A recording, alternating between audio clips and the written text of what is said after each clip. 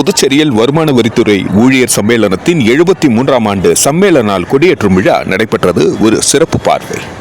புதுவை தெய்வநாயகம் பிள்ளை தோட்டம் முத்தியால்பேட்டையில் உள்ள வருமான வரித்துறை அலுவலகத்தில் வருமான வரித்துறை ஊழியர்களின் 73ஆம் ஆண்டு சம்மேளன நாள் கொடியேற்றும் தினம் கொண்டாடப்பட்டது.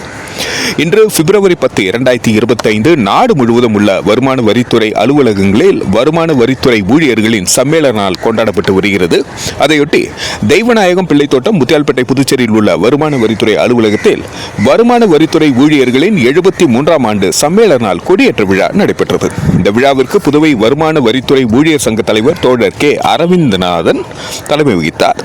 புதுவை வருமான வரித்துறை ஊழியர் சங்க செயலாளர் தோழர் சிரஞ்சவி பெஹ்ரா முன்னிலை வகித்தார். புதுவை வருமான வரித்துறை அதிகாரிகள் சங்க செயலாளராகிய தோழர் தமிழ்ச்செல்வன் சங்கத்தின் கொடியை ஏற்றி வைத்தார்.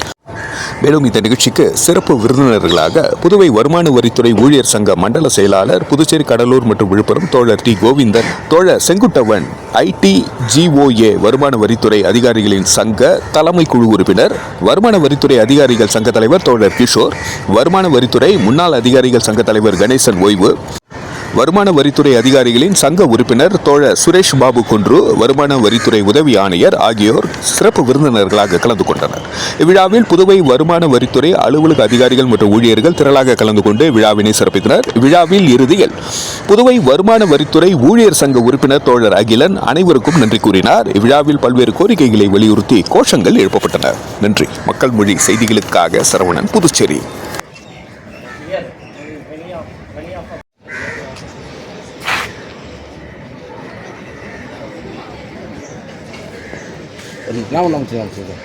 அனைவருக்கும் வணக்கம். இது ITFன் 73வது ஃபெடரேஷன் டே. இது 1953ஆம் ஆண்டு ஆரம்பிக்கப்பட்டது. 54இல் எங்களுக்கு அங்கீகாரம் கொடுக்கப்பட்டது. ஸோ இதை முன்னிட்டு இந்தியா முழுவதும் இந்த ITF டே செலிப்ரேட் பண்ணப்படுகிறது.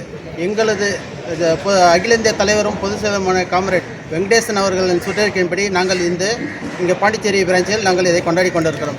இன்று எங்களது ITO செக்ரட்டரியான கே தமிழ்ச்செல்வன் எங்களது ITF கொடியை ஏற்றி வைத்து விழாவை தொடங்கி வைத்தார். இது எங்களுக்கு மிகவும் மகிழ்ச்சிகரமான நாளாக கொண்டாடப்படுகிறது.